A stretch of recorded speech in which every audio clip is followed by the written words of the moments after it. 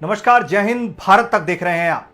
चीन की छाती तक चमचमाती सड़क बनाने की जिम्मेदारी देश की एक वीर बेटी को सौंपी गई है और उसकी पूरी कहानी भारत तक आपको बताने जा रहा है इस वीडियो में।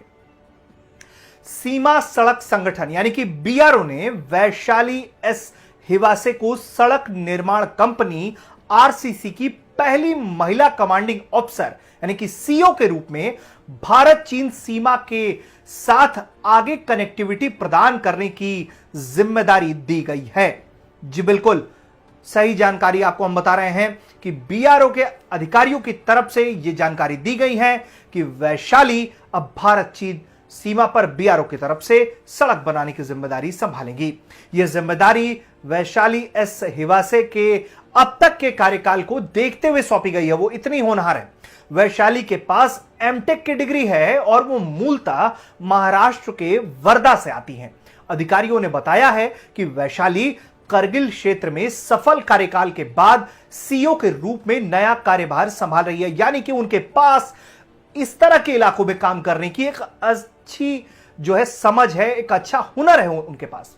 एक आधिकारिक ट्वीट पे जानकारी देते हुए कहा गया कि बीआरओ की ओर से की गई एक बेहद ये अच्छी शुरुआत है जो नए युग के सशक्तिकरण के लिए आगे बढ़ेगी, जो महिला अधिकारियों को सबसे कठिन कामों में आगे आने के लिए प्रेरित करेगा। वाकई में ये भारत की तरफ से एक अच्छा कदम है जो महिला अधिकारी को सबसे कठिन कामों में आगे आने के लिए वो प्रेरित किया जा रहा है। आपको बता दें कि वैशाली एक कार्यकारी इंजीनियर का पद रखती हैं।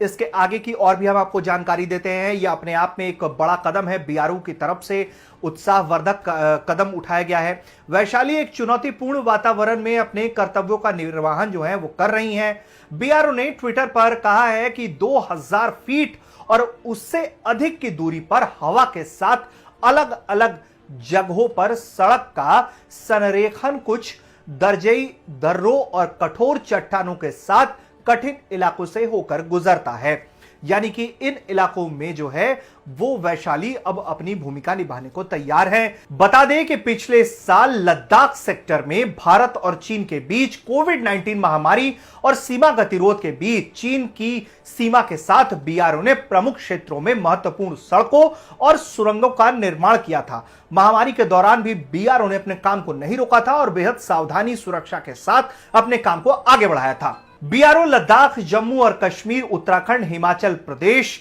अरुणाचल प्रदेश और सिक्किम में रणनीतिक सड़कों का निर्माण कर रहा है। दिसंबर 2022 तक चीन की सीमा के साथ सौंपी गई सभी 61 रणनीतिक सड़कों को पूरा करने की योजना बना रहा है ताकि आगे के क्षेत्रों में रास्ता आसान किया जा सके, यानी कि ये बीआरओ की एक बड़ी स्ट्रेटेजिक तैयारी है।